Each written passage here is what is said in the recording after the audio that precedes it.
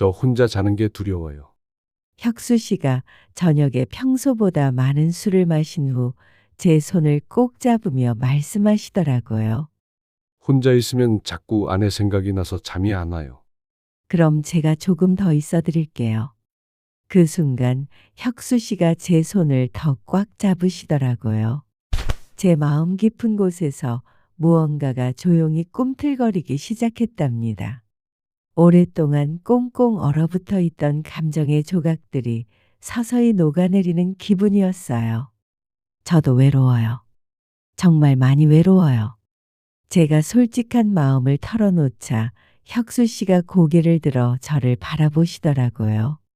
조금 붉어진 얼굴, 촉촉한 눈동자, 살짝 벌어진 입술. 63살이라는 나이가 믿어지지 않을 정도로 다정하셨어요. 그날 밤 우리는 서로의 외로움을 달래주었답니다. 침실로 이어진 그날 밤 혁수 씨가 저를 조심스럽게 침대로 이끄셨어요. 우리는 천천히 조심스럽게 서로를 어루만졌어요. 혁수 씨의 따뜻한 손길이 제 목덜미로 그리고 등을 따라 천천히 움직였어요. 저도 그분의 가슴에 손을 올리고 심장박동을 느꼈답니다. 예순을 넘은 나이지만 몸이 기억하고 있더라고요. 혁수 씨가 제 얼굴을 두 손으로 감싸시며 이마와 입술에 차례로 키스해 주셨어요. 마침내 우리가 하나가 되었을 때 저는 이런 완전함을 다시 느낄 수 있을 줄은 몰랐다는 생각이 들었어요. 우리는 정말 오랫동안 서로를 느꼈답니다. 다음 날 아침 어색함보다는 편안함이 찾아왔어요. 오히려 이렇게 늦은 게 아쉬웠답니다. 이 모든 이야기가 시작되기까지는 긴 여정이 있었어요. 안녕하세요. 저는 강은숙이에요. 올해 67살이랍니다. 1년 전만 해도 저는 꽤나 잘 나가는 편이었답니다. 경기도 분당에서 연화정이라는 제법 큰 갈빗집을 운영하고 있었거든요. 직원도 15명이나 두고 있었고 평일에도 웨이팅이 있을 정도로 손님들이 많이 찾아왔었어요. 그때의 저를 생각해 보면 정말 당당했었어요. 남편도 있었고 자식들도 있었고 정말 행복한 가정이라고 생각했답니다. 그런데 모든 게 달라졌어요. 코로나로 손님이 또 끊기기 시작했고 매출은 떨어지는데 임대료와 직원 월급은 그대로 나가야 했답니다. 처음엔 은행 대출로 버텼지만 금세 바닥이 났고 지인들에게 손을 벌렸지요. 그래도 모자라서 결국 사채를 쓰게 되었어요. 매달 원금은 그대로인 채로 이자만 감당할 수 없을 정도로 나가더라고요. 가게 매출로는 도저히 감당할 수 없었답니다.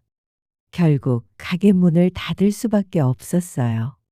가게를 정리하고 나니 빚만 남았고 집도 팔고 적금도 모두 털었는데도 빚을 다 갚을 수는 없었어요. 결국에는 남편이 이혼 서류를 들고 왔어요. 은수가 이제 그만하자. 남편의 목소리는 지쳐 있었어요. 저도 알고 있었답니다. 이미 우리 사이는 끝이 났다는 걸요. 여보, 미안해. 정말 미안해요. 미안하다고 해서 달라지는 게 있나? 이미 다 끝났잖아. 제발 한 번만 더 기회를 줘요. 은수가 우리 나이가 몇 살인데 이제 새로 시작할 힘도 없다고. 남편의 말이 맞았어요. 제가 할 수 있는 말은 사과뿐이었답니다. 제가 가정을 망쳤으니까요. 남편이 평생 모은 재산까지 다 날려버렸으니 뭐라고 변명할 말이 있겠어요. 아이들도 저를 원망하는 눈빛으로 바라보더라고요. 큰아들은 왜 그렇게까지 해야 했냐며 저를 탓했고 딸은 아예 연락을 끊었답니다. 혼자 남은 저는 어디서 살아야 할지도 막막했어요. 돈이 없으니 변변한 곳에 살 수도 없었고요. 그러다 찾은 곳이 지금 살고 있는 이 빌라 옥탑방이었답니다. 이 빌라는 3층 건물이에요. 1층에는 다방이 있고 집주인 부부가 살고 있고 2층에는 50대 부부가 새를 들어 살고 있었어요. 저는 3층 옥탑방에 혼자 들어가게 되었답니다. 처음 이곳에 왔을 때는 정말 절망적이었어요. 방은 좁고 낡았고 여름에는 찜통 같고 겨울에는 냉골 같은 곳이었거든요. 그래도 월세가 싸서 선택할 수밖에 없었답니다. 집주인은 이혁수라는 분이었어요. 63살인데 다방을 운영하고 계시더라고요. 아내분은 오래전에 교통사고를 당해서 하반신이 마비되셨다고 하더군요. 혁수 씨는 혼자서 아내를 돌보면서 다방도 운영하고 있었어요. 계약할 때 잠깐 만났는데 생각보다 젊어 보이시더라고요. 63살이라고 하는데 40대 후반 정도로 보였어요. 옥탑방이 좀 낡았는데 괜찮으실까요? 혁수 씨가 미안한 듯 말씀하시더라고요. 아니에요. 충분해요. 혼자 살기엔 딱 좋을 것 같아요. 여름엔 좀 덥고 겨울엔 추우실 텐데. 죄송합니다. 괜찮아요. 신경 쓰지 마세요. 그렇게 대답했지만 솔직히 말하면 선택의 여지가 없었던 거예요. 그래도 혁수 씨는 정말 상냥하게 대해 주셨답니다. 옥탑방으로 이사한 후 제 생활은 정말 단조로웠어요. 할 일도 없고 돈도 없고 만날 사람도 없었거든요.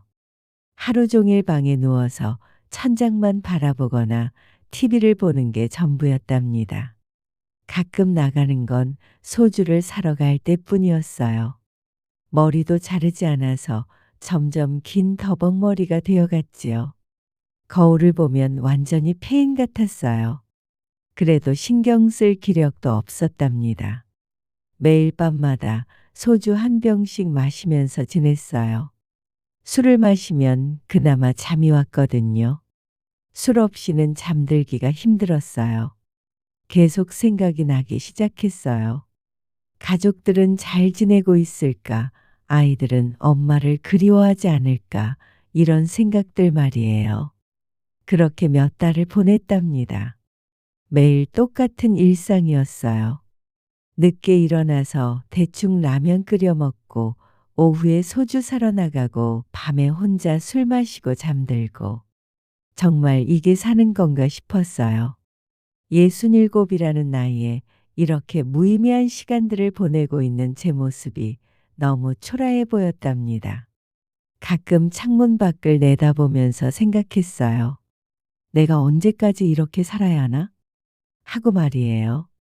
하지만 다시 시작할 용기도 없었고 무엇보다 저 같은 늙은 여자가 할 수 있는 일이 있을까 하는 생각만 들었답니다. 그때의 저는 정말 모든 것을 포기한 상태였어요. 사랑도 희망도 심지어 제 자신에 대한 자존감마저도 완전히 바닥에 떨어져 있었답니다. 거울 속에 제 모습을 보면서 이게 정말 나란 말이야 하고 자문하곤 했어요. 지금 생각해보면 그때가 제 인생의 가장 낮은 바닥이었던 것 같아요. 바닥을 쳤으니까 이제 올라갈 일만 남은 거였지요. 물론 그때는 그런 생각을 할 여유도 없었지만요.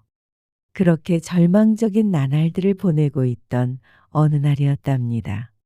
평소처럼 소주를 사러 나가는데 1층 다방 앞에서 혁수 씨를 마주쳤어요. 그분이 저를 보더니 깜짝 놀라는 표정을 하시는 거예요. 그제서야 제 모습을 의식하게 되었답니다. 머리는 막 길어서 더벅더벅하고 며칠째 제대로 씻지도 않아서 냄새까지 났을 테니까요. 은숙 씨, 요즘 많이 힘들어 보이시네요. 혁수 씨가 걱정스러운 목소리로 말씀하시더라고요. 아니에요. 그냥 바빠서 그래요. 잠깐만요. 제가 커피 한 잔 드릴게요. 혁수 씨가 갑자기 그러시는 거예요. 사실 커피값도 아까운 상황이었어요. 저는 계속 권하시는 것을 계속 거절하는 것도 조금 그래서 다방으로 들어갔어요. 다방은 생각보다 아늑했답니다. LP판이 돌아가면서 해바라기의 사랑으로 가 흘러나오고 있었어요. 그 애절한 멜로디가 제 마음을 파고들더라고요. 혁수 씨가 저를 의자에 앉히고는 정성스럽게 커피를 내려주시기 시작했어요.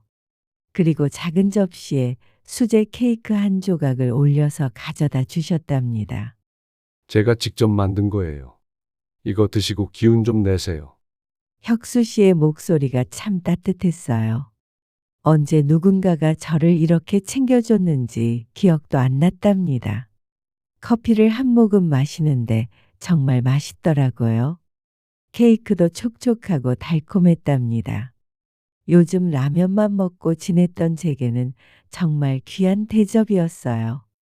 여기 잠깐 앉아서 쉬고 가세요.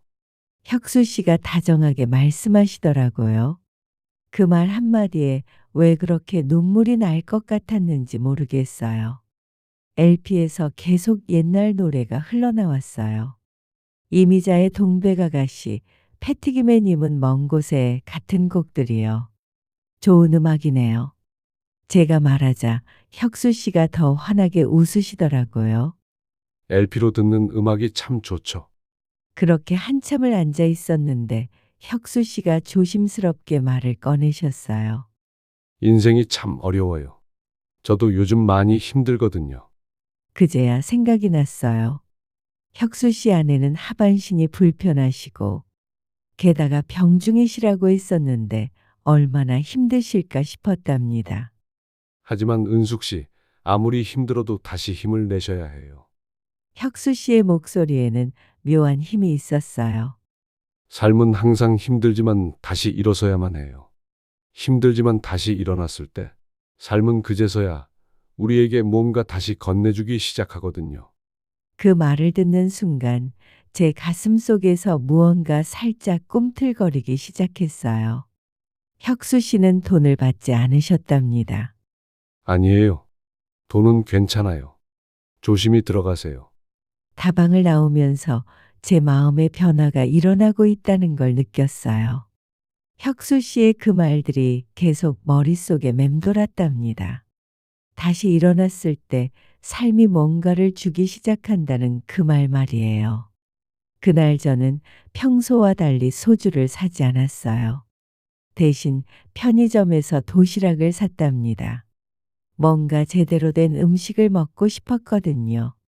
옥탑방으로 돌아와서 거울을 봤어요. 정말 말이 아니더라고요. 그날 밤 저는 오랜만에 술을 먹지 않았어요. 대신 오랫동안 손도 안 댔던 노트북을 켰답니다. 인터넷을 켜고 구인구직 사이트에 들어갔어요. 밤새 일자리를 찾아봤답니다. 새벽이 되어서야 겨우 저도 가능할 만한 곳을 찾았어요. 24시간 운영하는 고깃집에서 서빙 보조를 구한다는 거였답니다. 다음 날 아침 일찍 전화를 걸었답니다. 안녕하세요. 서빙 보조 구인 광고 보고 연락드렸습니다. 나이는 어떻게 되시나요? 67입니다. 나이가 좀 있으시네요? 그 말에 제 가슴이 철렁했답니다. 일이 좀 힘든 편이거든요. 정말 하실 수 있겠어요? 네, 아직 쌩쌩합니다. 맡겨주신다면 정말 열심히 하겠습니다. 전화 너머의 사장님은 잠깐 고민하더니 제게 말했어요. 그럼 내일 한번 나와 보세요. 출근 일정을 잡고 나니 가슴이 두근거렸어요. 다음 날 출근하는 길에 다방 앞에서 혁수 씨와 마주쳤어요. 은숙 씨, 어디 가세요? 출근하는 중이에요. 일자리를 구했거든요. 혁수 씨가 환하게 웃으시더라고요. 정말요? 잘하셨네요. 화이팅 하세요. 그 응원이 정말 힘이 되었어요. 출근 첫날 정신이 하나도 없었지만 갈빗집을 운영해 보았던 경험을 살려서 정말 열심히 일을 했어요.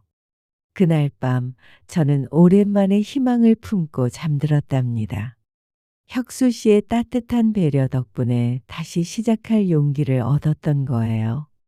오랜만에 제 안에서 무언가가 꿈틀거리는 걸 느꼈어요. 그렇게 새로운 시작에 대한 희망을 품고 일을 시작한 지 한 달 정도 지났을까요? 고깃집 일은 생각보다 힘들었지만 오랜만에 바쁘게 지내니까 잡생각할 시간도 없었고 밤에는 피곤해서 술 없이도 잘 잤어요. 첫 월급을 받던 날 저는 혁수 씨에게 드릴 비누 선물 세트를 샀답니다. 이게 뭐예요? 커피 주시고 응원해 주셔서 감사해서 드리는 선물이에요. 뭘 이런 것까지. 정말 고마워요. 혁수 씨가 정말 기뻐하시는 모습을 보니 제 마음도 따뜻해졌어요. 그런데 어느 날 집에 돌아오는데 1층이 이상하게 조용한 거예요. 평소에는 TV 소리도 나고 혁수 씨와 아내분이 대화하는 소리도 들렸는데 그날은 아무 소리가 없었답니다. 다음 날 아침에 알게 되었어요. 혁수 씨의 아내분이 돌아가셨다는 거였답니다. 전날 밤에 갑자기 상태가 안 좋아져서 병원에 갔는데 그만 세상을 떠나셨다고 하더라고요. 만성 신부전이 악화되셨던 거래요. 저는 장례식장에 다녀왔어요. 조문을 드려야겠다는 생각이 들었거든요. 장례식장에서 본 혁수 씨는 의연하게 모든 걸 처리하고 계셨어요. 얼마나 힘드세요? 와주셔서 고맙습니다. 장례를 치르고 나서 혁수 씨는 완전히 달라져 있었어요. 며칠 동안 다방문도 열지 않으셨고 거의 집 밖으로 나오지도 않으셨답니다. 일주일 정도 지났을 때 혁수 씨가 다시 다방을 열기 시작했어요. 하지만 예전과는 달랐답니다. 손님도 별로 없었고 대부분 시간을 혼자서 멍하니 보내시는 것 같았어요. 어느 날 일을 마치고 돌아오는데 다방 유리창 너머로 혁수 씨가 보였어요. 의자에 앉아서 천장을 바라보고 계시는데 그 모습이 너무 외로워 보였답니다. 그런데 며칠 더 지나서 이상한 걸 발견했어요. 옥탑방으로 올라가는데 1층에서 혁수 씨의 목소리가 들렸거든요. 이제 정말 자유구나. 그 말을 듣는 순간 제 가슴이 철렁했어요. 하지만 이해가 가지 않는 것은 아니었답니다. 수년 동안 하반신 마비인 아내를 돌보시느라 얼마나 힘드셨을까요? 하지만 가끔 다방에서 혼자 고개를 떨구고 앉아 계시는 모습을 보면 마치 자기 자신을 탓하는 것 같아 보였어요. 그런 혁수 씨를 보면서 제 마음도 복잡해졌어요. 저는 작은 배려라도 해드리고 싶어서 가끔 출근할 때 다방 앞을 지나면서 혁수 씨에게 인사를 드렸어요. 혁수 씨도 제 인사에 답해 주셨지만 예전처럼 환한 미소는 아니었어요. 그렇게 혁수 씨를 조심스럽게 지켜보며 지낸 지 일주일 정도 되었을까요? 어느 날 저녁 평소보다 늦게 일을 마치고 집으로 돌아오는 길이었어요. 빌라에 도착해서 보니 다방 앞에 혁수 씨가 앉아 계시더라고요. 작은 플라스틱 의자에 앉아 혼자 맥주를 마시고 계시는 모습이 참 쓸쓸해 보였답니다. 안녕하세요. 제가 인사를 했더니 혁수 씨가 고개를 들어 저를 보시더라고요. 눈이 조금 충혈되어 있었어요. 은숙 씨, 일 마치고 오시는 거예요. 네, 오늘은 좀 늦었네요. 저 혹시 괜찮으시다면 저랑 같이 한 잔 안 하실래요? 혼자 마시니까 너무 쓸쓸해서요. 거절할 이유가 없었어요. 저도 요즘 혼자 지내는 게 외로웠거든요. 혁수 씨가 의자 하나를 더 가져오시고 맥주를 건네주셨어요. 처음에는 어색했지만 가을밤 공기가 선선하고 좋았답니다. 은숙 씨는 혼자 지내기 힘들지 않으세요? 혁수 씨가 먼저 말을 꺼내셨어요. 네, 혼자 지내는 게 쉽지는 않네요. 저는 수년간 아내만 간병하면서 지냈는데 갑자기 혼자가 되니까 뭘 해야 할지 모르겠어요. 혁수 씨가 맥주를 한 모금 마시더니 조심스럽게 말을 이어가셨어요. 저는 아내가 하반신 마비가 되고 나서부터 간병과 일, 그 두 가지가 제 일상의 전부였거든요. 아내가 세상을 떠났을 때 정말 슬펐는데 동시에 이상한 생각이 들더라고요. 저는 조용히 듣고만 있었어요. 솔직히 말하면 조금 홀가분한 기분도 들었어요. 그런 생각하는 제가 정말 나쁜 사람 같아서 죄책감에 시달리고 있어요. 혁수 씨가 고개를 떨구시더라고요. 그 모습을 보니 제 마음이 아려왔어요. 혁수 씨, 은숙 씨한테 이런 말 해도 될지 모르겠지만 처음으로 누군가에게 털어놓고 싶었어요. 말씀해 주셔서 고마워요. 혼자 그런 마음을 안고 계시기 힘드셨을 거예요. 혁수 씨가 저를 바라보시더라고요. 은숙 씨는 왜 혼자 지내게 되신 거예요? 그러자 제 사정을 말씀드렸어요. 갈비집을 운영하다가 코로나로 망하게 된 이야기, 빚이 늘어나면서 가족들이 하나둘씩 떠나게 된 이야기를 말이에요. 사업이 잘 되고 있을 때는 정말 행복했어요. 그런데 모든 게 무너지기 시작하니까 남편도 아이들도 결국 다 저를 떠났어요. 목이 메었어요. 아직도 그 기억들이 아프게 다가오더라고요. 정말 많이 힘드셨겠어요. 혁수 씨가 진심으로 걱정하는 목소리로 말씀하시더라고요. 지금은 조금 나아졌어요. 일도 하고 있고 혁수 씨 같은 좋은 분도 만났고요. 그날 밤 우리는 꽤 오래 이야기했어요. 서로의 아픔과 외로움에 대해서요. 처음으로 마음을 터놓고 이야기할 상대가 생긴 기분이었답니다. 오늘 고마워요. 오랜만에 누군가와 마음 놓고 이야기해서 좋았어요. 저도 고마워요. 혹시 가끔 이렇게 같이 마시는 건 어떠신가요? 혁수 씨가 제안하시더라고요. 저는 당연히 좋다고 했어요. 그 이후로 일주일에 한두 번씩 함께 술을 마시게 되었어요. 처음에는 다방 앞에서, 나중에는 1층 거실에서 마시게 되었답니다. 혁수 씨는 안주도 만들어주시고 저는 술을 사오고 그런 식으로요. 어느 날 혁수 씨가 직접 만든 김치찌개를 대접해 주셨어요. 정말 맛있었답니다. 어떻게 이렇게 맛있게 하세요? 아내가 아파서 제가 다 해야 했거든요. 그런 식으로 자연스럽게 서로를 챙기게 되었어요.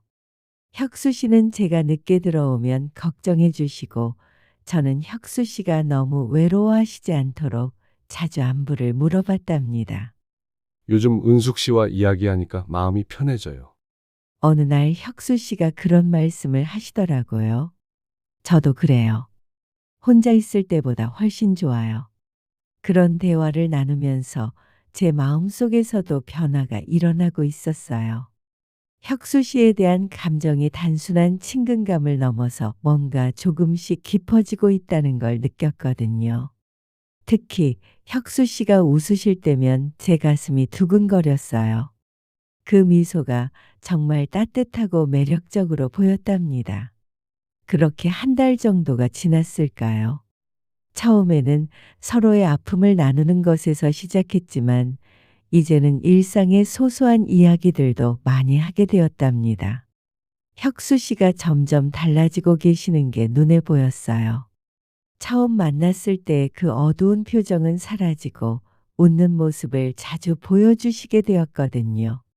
어느 날 저녁 평소보다 일찍 일을 마치고 집에 돌아왔어요. 혁수 씨가 다방에서 LP를 틀어놓고 혼자 커피를 마시고 계시더라고요. 이미자의 동백아가씨가 흘러나오고 있었답니다. 안녕하세요. 제가 인사를 드리니까 혁수 씨가 환하게 웃으시며 손을 흔드시더라고요. 은숙 씨, 오늘은 일찍 오셨네요. 커피 한 잔 드릴까요? 좋아요. 다방 안으로 들어가서 혁수 씨가 내려주신 커피를 마시면서 음악을 들었어요. 요즘 기분이 좋아 보이세요. 제가 말하자 혁수 씨가 잠깐 생각하시더니 고개를 끄덕이셨어요. 그런 것 같아요. 요즘 은숙 씨랑 있으면 자주 웃게 돼요. 그 말을 들으니 제 가슴이 따뜻해졌어요. 제가 혁수 씨에게 도움이 되고 있다는 게 기뻤거든요. 이런 느낌은 정말 오랜만이에요. 혁수 씨가 조용히 말씀하시더라고요. 아내를 돌보느라 바쁠 때는 제 감정이라는 걸 생각해 본 적이 없었거든요. 그냥 하루하루 견디는 게 전부였었어요. 그런데 요즘은 아침에 일어나면 오늘 은숙 씨와 무슨 이야기를 할까 하는 생각이 들어요. 그런 제 모습이 신기해요. 혁수 씨의 목소리에 뭔가 설렘 같은 것이 섞여 있는 것 같았어요.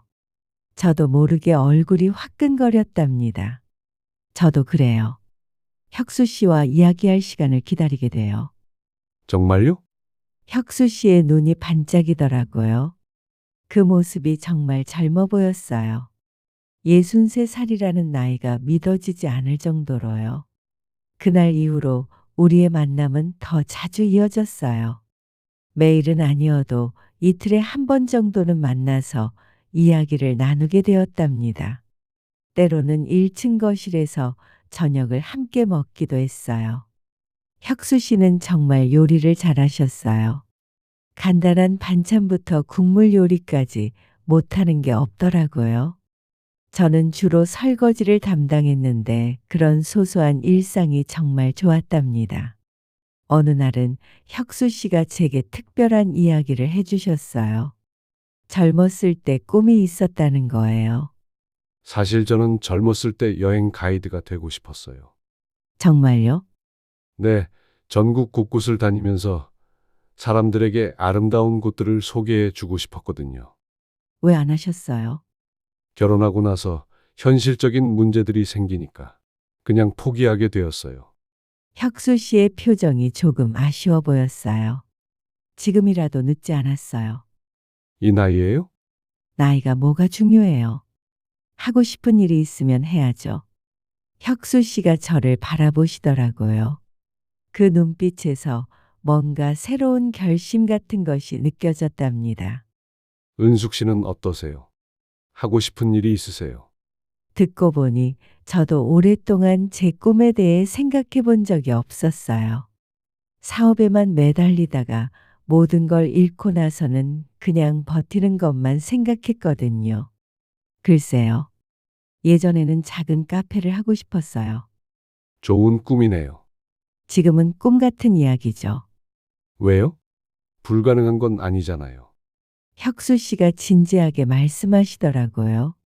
하지만 빚도 많고 나이도 있고 빚은 조금씩 갚아나가면 되고 나이는 저희가 몇 살인데 벌써 꿈을 포기해요. 그날 밤 혁수 씨와 함께 앉아서 각자의 꿈에 대해 이야기했어요. 만약 언젠가 여유가 생긴다면 어떤 일을 하고 싶은지, 어디에 가고 싶은지 그런 이야기들 말이에요. 은숙 씨의 카페에 제가 첫 번째 손님으로 가도 될까요? 혁수 씨가 농담처럼 말씀하시더라고요. 그럼 혁수 씨가 여행 가이드가 되시면 저도 첫 번째 고객이 될게요. 그럼 우리 둘이 함께 여행을 가는 건가요? 그 말을 듣자 제 얼굴이 살짝 빨개졌어요. 혁수 씨와 함께 여행을 간다는 상상을 해보니 설레더라고요. 그럴 수도 있겠네요. 혁수 씨도 제 반응을 보시고 살짝 웃으시더라고요. 그 순간 공기 중에 묘한 긴장감이 흘렀어요. 시간이 흐를수록 혁수 씨와 함께 있는 시간이 점점 더 소중하게 느껴졌어요. 단순히 외로움을 달래는 것을 넘어서 뭔가 더 특별한 감정이 생기고 있다는 걸 느꼈거든요. 그날 밤 옥탑방으로 올라가면서 생각했어요. 이런 감정을 느끼는 게 맞는 건가? 67이라는 나이에 이런 설렘을 느껴도 되는 건가? 하지만 제 가슴은 정직했어요. 혁수 씨를 생각하면 두근거렸고 다음에 언제 만날지 기대가 되었어요. 그분의 웃음소리가 계속 귓가에 맴돌았답니다. 거울을 보니 제 얼굴의 생기가 돌아온 것 같았어요. 요즘 일에서도 힘이 났고 뭔가를 해보고 싶다는 의욕도 많이 생겼어요. 모든 게 다 혁수 씨 덕분이었답니다. 밤늦게 창문으로 아래를 내려다보니 혁수 씨가 다방 앞에 나와 계시더라고요. 밤하늘을 올려다보고 계시는 모습이 보였어요. 혹시 저와 같은 생각을 하고 계시는 건 아닐까 하는 상상을 해봤답니다. 그 순간 혁수 씨가 위를 올려다보시더라고요. 제가 서 있는 창문 쪽으로요. 저는 깜짝 놀라서 뒤로 물러났지만 마음은 더욱 두근거렸어요. 이런 감정을 느끼는 제 자신이 새로웠어요. 오랫동안 잊고 지냈던 여자로서의 감정이 다시 살아나는 기분이었답니다. 나이가 들어서도 이런 설렘을 느낄 수 있다는 게 신기하면서도 고마웠어요. 그러던 어느 날 밤이었어요. 평소보다 늦게 일을 마치고 집에 돌아왔는데 1층에서 불빛이 새어 나오더라고요. 문을 열고 들어가니 혁수 씨가 거실 테이블에 앉아 혼자 소주를 마시고 계시더라고요.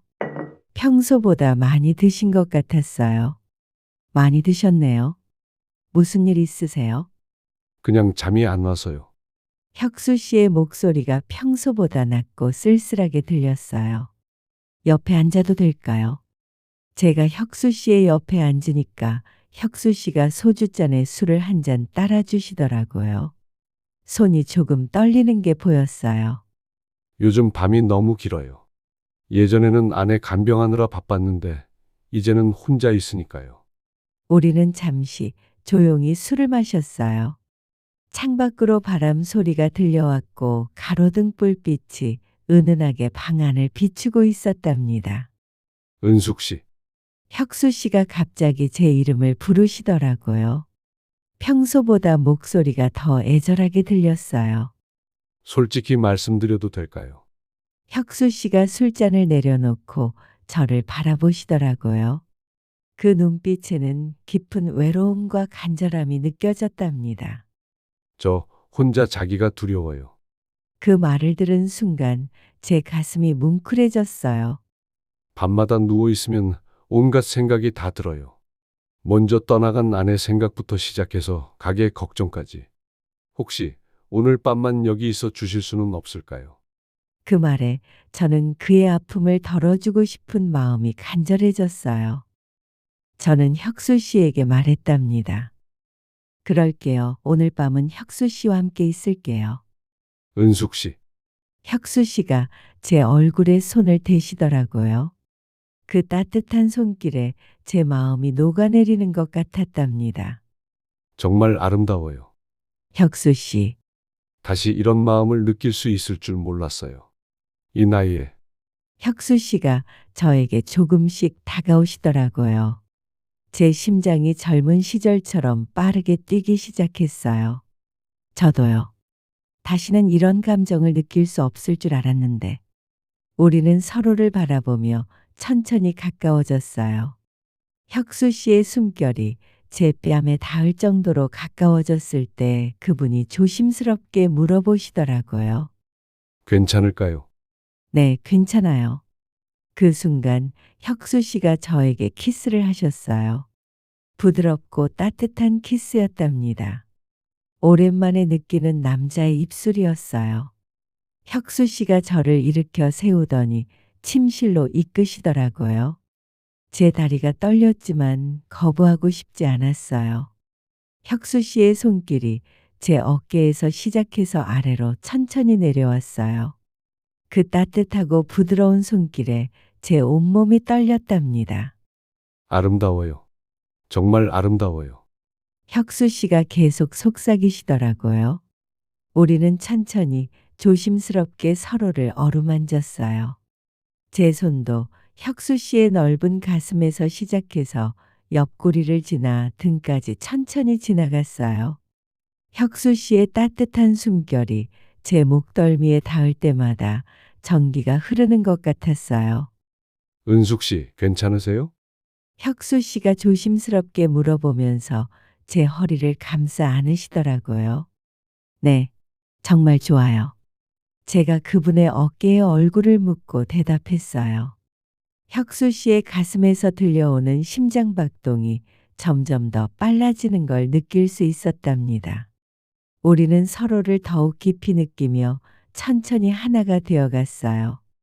혁수 씨가 제 얼굴을 두 손으로 감쌌고 깊은 눈빛으로 저를 바라보았어요.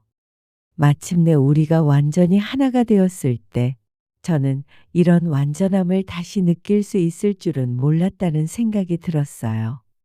혁수 씨의 따뜻한 체온이 제 온몸에 스며들고 제 체온도 그분에게 전해지면서 우리는 더 이상 둘이 아닌 하나가 된 기분이었답니다.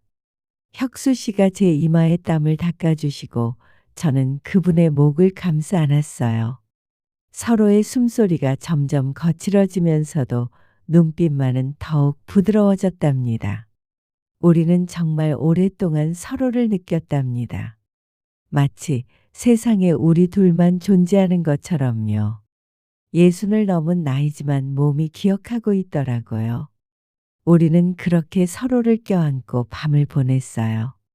다음 날 아침 햇살이 창문으로 비쳐 들어왔을 때 깨어났어요. 혁수 씨는 저를 바라보고 계셨는데 얼굴에 행복한 미소가 가득했어요. 어색할 줄 알았는데 전혀 그렇지 않았어요. 오히려 너무 자연스러웠답니다. 그날부터 저는 자연스럽게 1층에서 혁수 씨와 함께 살기 시작했어요. 어느 날 아침 평소보다 일찍 일어났어요. 혁수 씨가 이미 일어나서 아침 준비를 하고 계시더라고요. 어머, 벌써 일어나셨어요? 은숙 씨가 일찍 나가신다고 하셔서 아침밥이라도 차려드리려고요. 그 말을 듣자 제 가슴이 따뜻해졌어요. 혁수 씨가 따끈한 미역국을 담아 주시더라고요. 그렇게 시작된 우리의 새로운 일상이었어요. 매일 아침 눈을 뜨면 혁수 씨가 부엌에서 분주하게 움직이는 소리가 들렸어요. 그 소리는 저에게 안정감을 주었답니다. 혼자가 아니라는 걸 확인시켜주는 소리였거든요. 너무 무리하지 마세요. 건강이 제일 중요해요. 그런 대화를 나누면서 밥을 먹으니까 정말 맛있었어요. 퇴근해서 돌아올 때도 마찬가지였어요. 집에 들어서면 혁수 씨가 따뜻하게 맞아주셨어요. 오늘 일 어땠어요? 혁수 씨가 항상 제일 먼저 물어보시는 말이었어요. 바빴지만 괜찮았어요. 저는 은숙 씨 오기만 기다렸어요. 그런 말씀을 하실 때마다 제 얼굴이 빨개졌어요. 누군가 저를 기다린다는 것이 정말 행복했답니다. 저녁 준비도 함께 하게 되었어요. 혁수 씨가 요리를 하시면 저는 옆에서 도와드렸어요. 은숙 씨, 이거 한번 맛보세요. 혁수 씨가 국물을 떠서 저에게 맛보라고 하시는 거예요. 제가 입을 벌리니까 조심스럽게 숟가락을 입에 넣어 주시더라고요. 그 순간 우리 눈이 마주쳤는데 뭔가 전기가 통하는 것 같았어요. 주말에는 함께 장을 보러 가기도 했어요. 마트에서 이것저것 고르면서 서로 의견을 나누는 게 참 재미있었어요. 어느 날 저녁 함께 설거지를 하면서 제가 말했어요. 혁수 씨, 요즘 제가 혁수 씨한테 많이 의지하고 있는 것 같아요. 혁수 씨가 잠시 손을 멈추고 저를 바라보시더라고요. 저도 은숙 씨에게 의지하고 있어요. 정말요? 네, 은숙 씨가 없었으면 저는 아직도 혼자서 외롭게 지내고 있었을 거예요. 그 말을 듣고 나자 가슴이 뭉클했어요. 저에게는 누군가가 저를 기다리고 챙겨준다는 것, 그리고 제가 누군가에게 필요한 존재라는 사실이 너무나도 소중했답니다. 매일매일이 소중했어요. 함께 먹는 밥, 함께 나누는 대화, 함께 보내는 시간, 모든 것이 감사했답니다. 그렇게 우리의 달콤한 일상은 계속되었답니다. 그러던 어느 날이었어요. 혁수 씨가 다방에서 LP를 틀어놓고 춤을 추고 계시는 걸 봤어요. 이미자의 동백아가씨에 맞춰서 혼자 어깨춤을 추고 계시더라고요. 제가 뒤에서 몰래 지켜보다가 박수를 쳤더니 혁수 씨가 깜짝 놀라시면서 LP 바늘을 확 들어버리셨어요. 언제부터 보고 계셨어요? 아까부터요. 춤 정말 잘 추시네요. 춤이 아니라 그냥 어깨가 저절로. 변명하시는 모습이 너무 웃겨서 제가 낄낄거렸더니 혁수 씨도 결국 웃으시더라고요. 저도 춤 가르쳐 주세요. 그럴까요? 네, 우리 같이 춤을 춰요. 그렇게 해서 우리는 다방에서 함께 춤을 추게 되었어요. 서툴렀지만 즐거웠답니다. 며칠 후에는 제가 다방 일을 조금 도와드리기 시작했어요. 처음에는 서툴렀지만 혁수 씨가 친절하게 가르쳐 주셨어요. 커피는 이렇게 내리는 거예요. 이렇게 말이에요. 그런데 제가 커피를 내리다가 필터를 거꾸로 끼워서 커피가 온 사방으로 튀었어요. 혁수 씨와 저 둘 다 커피 범벅이 되었답니다. 혁수 씨 얼굴에도 커피가 묻고 제 앞치마도 완전히 젖었어요. 죄송해요. 괜찮아요, 괜찮아요. 혁수 씨가 웃으시면서 제 뺨에 묻은 커피를 손수건으로 닦아주시더라고요. 그 순간 우리 얼굴이 너무 가까워져서 둘 다 굳어버렸어요. 은숙 씨, 순간 혁수 씨가 저를 바라보시는 눈빛이 달라졌어요. 뭔가 말하고 싶어 하시는 것 같아 보였어요. 그때 손님이 들어왔어요. 우리는 깜짝 놀라며 떨어졌답니다. 단골 할머니가 저희를 빤히 바라보시더니 웃으시면서 말씀하시더라고요. 어머, 둘이 다정하니 보기 좋네. 아니에요. 그냥 커피를 좀. 혁수 씨가 빨간 얼굴로 변명하시는 모습이 너무 귀여웠어요. 그런 실수들이 있을 때마다 우리는 더 가까워지는 것 같았어요. 함께 웃고, 함께 당황하고, 함께 수습하면서 말이에요. 혁수 씨와 함께 지낸 지 2, 3주 정도 되었을 때였어요. 2층에 살던 50대 부부가 갑자기 이사를 간다고 하더라고요. 남편분이 부산으로 발령이 났다고 했답니다. 2층이 텅 비게 되었네요. 혁수 씨가 그런 말씀을 하시더라고요. 저는 별 생각 없이 그러네요. 라고 했어요. 그런데 잠시 후 혁수 씨가 조심스럽게 말씀하시는 거예요. 은숙 씨, 2층을 우리가 쓰는 건 어때요? 1층은 다방이 있어서 시끄럽고 좀 비좁잖아요. 2층이 더 조용하고 넓기도 하고요. 혁수 씨의 말이 맞았어요. 2층은 방도 2개나 있고 거실도 제법 넓었답니다. 좋은 생각이긴 한데요. 그런데 저는 당장 이사 비용이 없어서요. 그런 건 제가 처리할게요. 은숙 씨는 걱정하지 마세요. 혁수 씨가 다정하게 말씀하시더라고요. 그 순간 제 마음이 따뜻해졌답니다. 정말 저를 소중하게 여겨주시는구나 싶었어요. 이사를 하기 전에 2층을 둘러보러 갔어요. 거실이 1층보다 훨씬 넓었어요. 창문도 크고 햇살이 잘 들어왔답니다. 여기가 거실이고 이쪽이 안방이에요.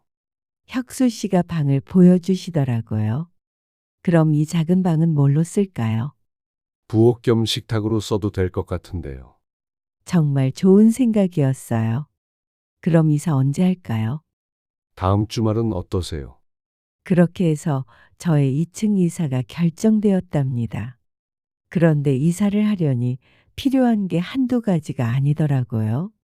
침대도 새로 사야 하고 옷장도 필요하고 커튼도 달아야 했어요. 우리 같이 가구 보러 갈까요? 혁수 씨가 제안하시더라고요. 주말에 함께 가구점에 갔어요. 침대를 고르는데 혁수 씨가 조심스럽게 물어보시는 거예요. 더블로 할까요? 아니면 싱글 2개로? 순간 얼굴이 빨개졌어요. 이렇게 대놓고 물어보시니까 부끄럽더라고요. 더블로요. 제가 작은 목소리로 대답하니까 혁수 씨가 웃으시더라고요. 그럼 이 침대는 어떠세요? 혁수 씨가 침대에 앉아 보시더니 저에게도 앉아 보라고 하시는 거예요. 저도 옆에 앉았는데 갑자기 혁수 씨가 제 손을 잡으시더라고요. 우리 같이 나란히 누워볼까요? 그 말을 들으니 가슴이 두근두근했답니다. 저는 혁수 씨 옆에 나란히 누웠어요. 정말 편안하고 아늑했답니다. 혁수 씨가 제 얼굴을 가까이 들여다보면서 미소를 지었어요. 우리는 침대 말고도 옷장, 식탁, 의자까지 하나씩 골랐어요. 이 색깔이 좋을까요? 저 색깔이 좋을까요? 은숙 씨가 좋아하시는 걸로 하세요. 제 마음을 먼저 생각해주는 모습에 고마웠답니다. 가구를 다 고르고 나서 커튼도 사야 했어요. 무슨 색깔이 좋을까요? 연한 분홍색은 어때요? 제가 그렇게 말하니까 혁수 씨가 빙긋 웃으시더라고요. 연분홍색이요? 이런 은숙 씨 아직도 소녀 같은 취향이 있으시네요. 뭐가 소녀 같아요? 제 나이가 67인데. 혁수 씨는 제 말을 듣고 크게 웃음을 터뜨렸어요. 이사 당일 가구들이 하나씩 들어오는 걸 보니 뿌듯하다는 생각이 들었어요. 침대를 안방에 놓고 옷장도 제자리에 놓고 거실에는 식탁과 소파를 배치했답니다. 이제 커튼을 달아볼까요? 혁수 씨가 커튼을 달아주시는데 키가 좀 모자라서 발끝으로 서시더라고요. 그런데 갑자기 균형을 잃으시는 거예요. 혁수 씨가 비틀거리시길래 제가 얼른 받쳐드렸답니다. 그런데 그만 제가 넘어지면서 혁수 씨와 같이 소파에 쿵 하고 넘어지고 말았어요. 혁수 씨가 제 위에 있는 형태가 되었는데 순간 서로 눈이 마주쳤어요. 혁수 씨의 숨소리가 느껴지고 제 심장도 빨리 뛰었답니다. 죄송해요. 아니에요. 괜찮아요. 우리는 한참을 그 자세로 있었어요. 혁수 씨의 눈빛이 너무 따뜻해서 저도 모르게 빠져들 뻔했답니다. 은숙 씨 정말 예뻐요. 혁수 씨가 속삭이듯 말씀하시더라고요. 그리고 살짝 제 이마에 키스를 해주시는 거예요. 혁수 씨. 제가 이름을 부르자 혁수 씨가 일어나시더라고요. 얼굴이 빨개져서 당황하고 계시는 모습이 너무 귀여웠어요. 커튼 다시 달아볼게요. 혁수 씨가 얼른 일어나서 다시 커튼을 달기 시작하셨어요. 저도 얼굴이 화끈거려서 얼른 부엌으로 가서 물을 마셨답니다. 커튼까지 다 달고 나자 정말 우리만의 공간이 완성된 기분이었어요. 연한 분홍색 커튼이 창문을 통해 들어오는 햇살을 부드럽게 걸러주니까 방 안이 따뜻하고 아늑해 보였답니다. 정말 좋네요. 이제 진짜 우리만의 집 같아요. 제가 감탄하자 혁수 씨도 뿌듯해 하시더라고요. 은숙 씨가 좋아하시니까 저도 기뻐요. 그날 밤 새 침대에서 처음 잠을 잤어요. 정말 편안했답니다. 다음 날 아침 새로운 부엌에서 아침을 준비하는데 혁수 씨가 뒤에서 제 허리를 감싸 안으시더라고요. 은숙 씨 고마워요. 그러자 제 마음도 따뜻해졌답니다. 정말 이 새로운 집은 우리 둘이 함께 만들어가는 새로운 둥지 같았어요. 2층에서 함께 지낸 지 3달쯤 되었을 때였어요. 혁수 씨와 저는 정말 자연스럽게 일상을 나누고 있었답니다. 그런데 요즘 혁수 씨의 모습이 조금 달라 보였어요. 가끔 창밖을 바라보시면서 깊은 생각에 잠기시는 일이 많아졌거든요. 어느 날 저녁 혁수 씨가 평소보다 정성스럽게 식사를 준비하시더라고요. 심지어 꽃까지 사오셨어요. 혁수 씨, 무슨 일이에요? 곧 알게 되실 거예요.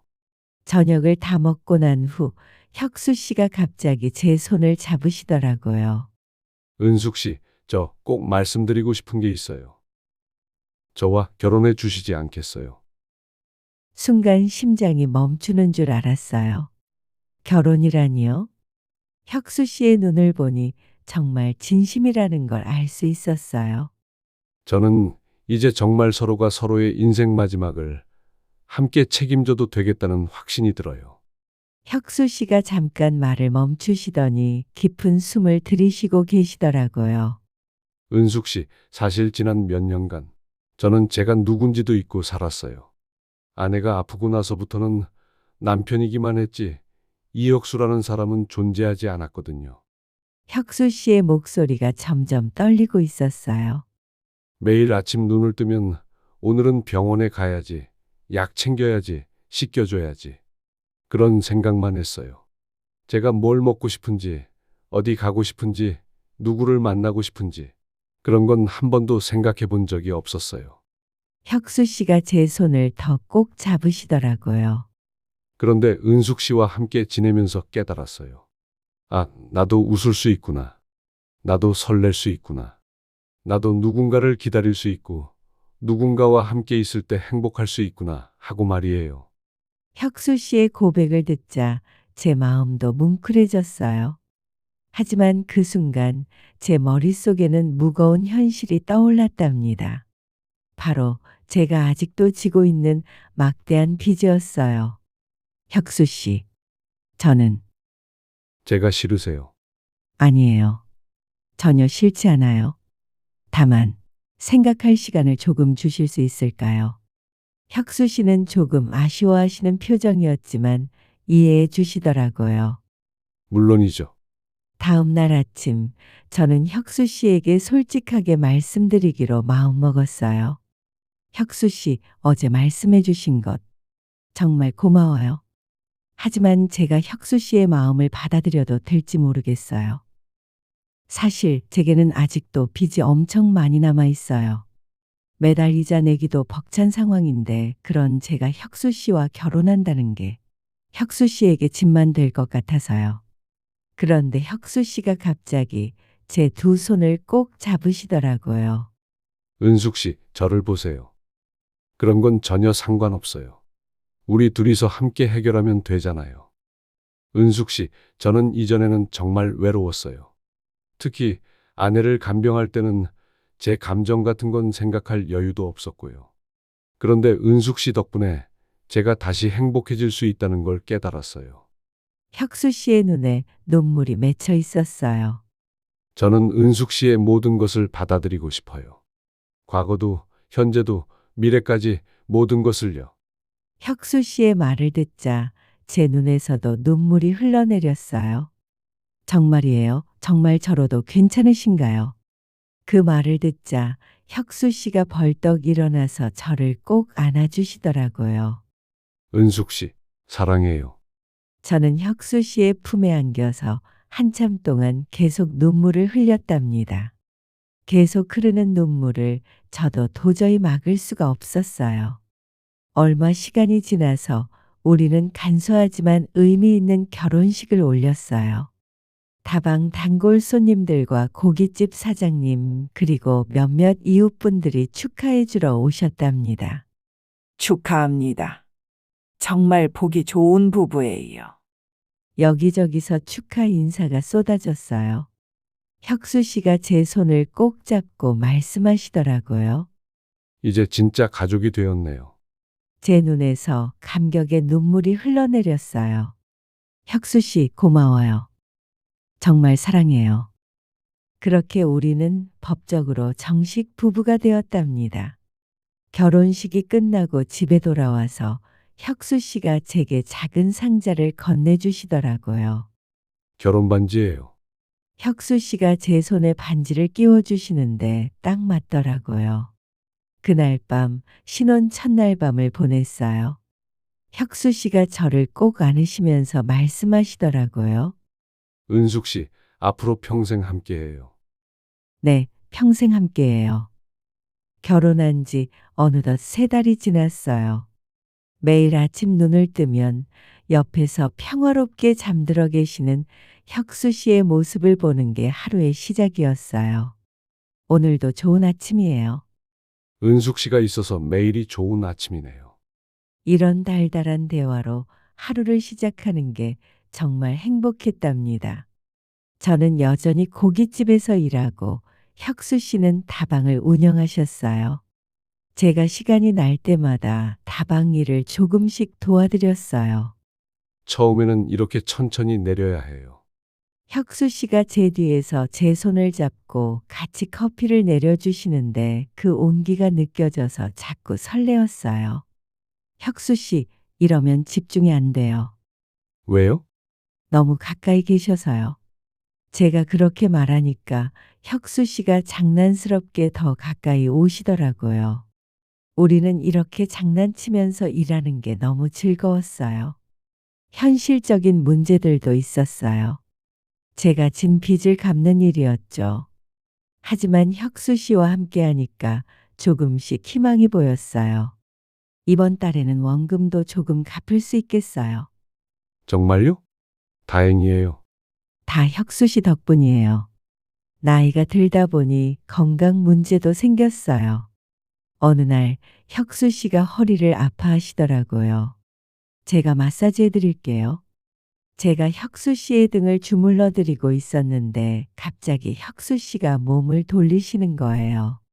고마워요. 이렇게 돌봐줘서요. 혁수 씨가 갑자기 제 손을 잡고 입맞춤을 해주시더라고요. 은숙 씨, 사랑해요.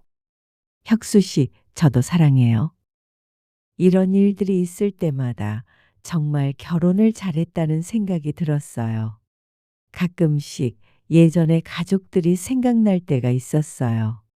아이들은 잘 지내고 있을까, 전 남편은 행복할까 하는 생각들 말이에요. 혁수 씨, 가끔 옛날 생각이 나요. 어떤 생각이요? 아이들 생각이요. 연락도 안 되고. 그럴 때마다 혁수 씨가 저를 위로해 주셨어요. 과거는 과거예요. 언젠가 분명 아이들도 다시 만날 수 있을 거예요. 정말 그럴까요? 그럼요. 은숙 씨, 저도 처음에는 마음이 좋지 않았어요. 아내를 떠나보낸 후 새로운 사람과 행복해야 한다는 것 때문에 말이에요. 하지만 이제는 확신하고 있어요. 우리에게도 행복할 권리가 있다는 걸 말이에요. 혁수 씨의 말이 맞았어요. 저도 행복할 권리가 있었어요. 어느 날 밤 우리는 침대에 누워서 이런저런 이야기를 하고 있었어요. 혁수 씨, 저와 언제까지 함께 해주실 건가요? 평생 동안이요. 당연히 평생이죠. 우리는 부부잖아요. 제가 나이 들어서 아픈 데가 많아져도요. 그럴수록 더 잘 돌봐드려야죠. 제가 치매에 걸려서 혁수 씨를 못 알아보면 어떡해요? 은숙 씨가 제 얼굴을 1000번을 잊어버리더라도 저는 1000번을 다시 사랑할 거예요.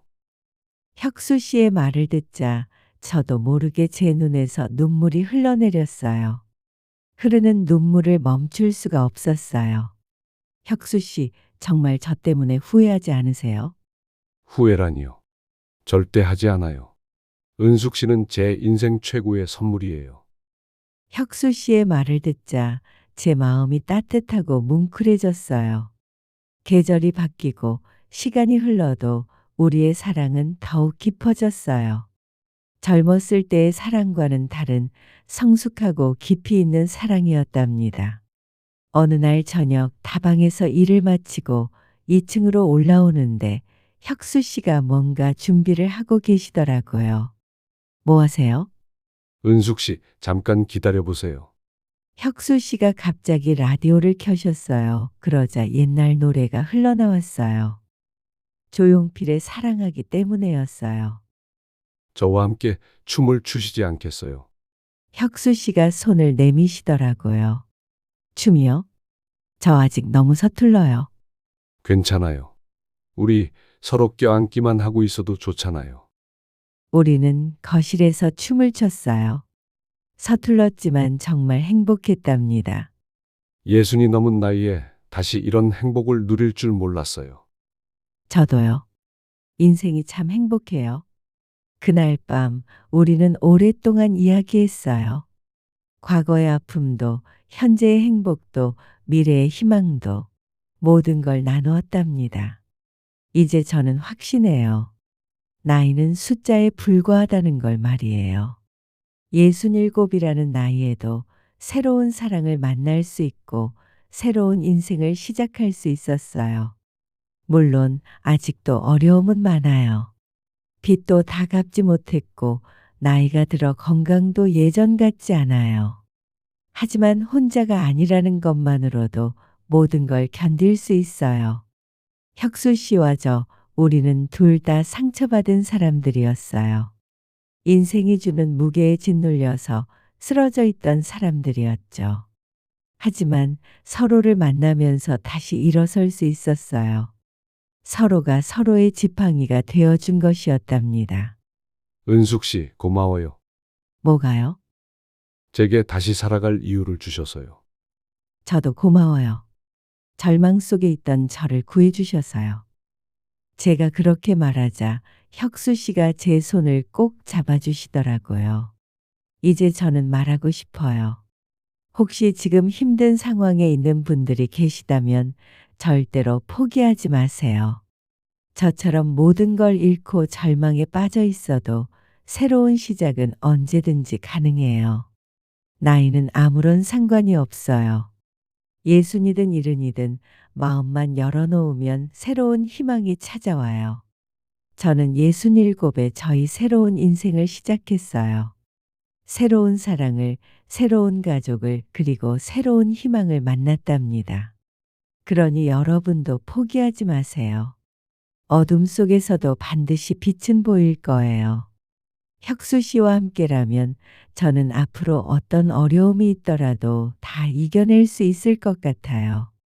우리는 서로의 새로운 시작이자 서로의 마지막 사랑이니까요. 인생은 끝날 때까지 끝난 게 아니라고 하잖아요. 정말 그래요. 저는 제 인생으로 그걸 증명했어요. 지금 이 순간에도 혁수 씨는 제 옆에서 잠들어 있어요. 평화로운 얼굴로 말이에요. 내일 아침에도 우리는 함께 일어날 거예요. 함께 커피를 마시고 함께 웃고 힘차게 살아갈 거예요. 지금 이 순간이 바로 제가 꿈꿔왔던 진정한 행복이에요. 그렇게 크지도 화려하지도 않지만 진정한 행복이에요. 67에 찾은 진짜 행복이랍니다. 오늘의 이야기는 여기까지입니다. 댓글로 여러분의 소중한 생각을 들려주세요.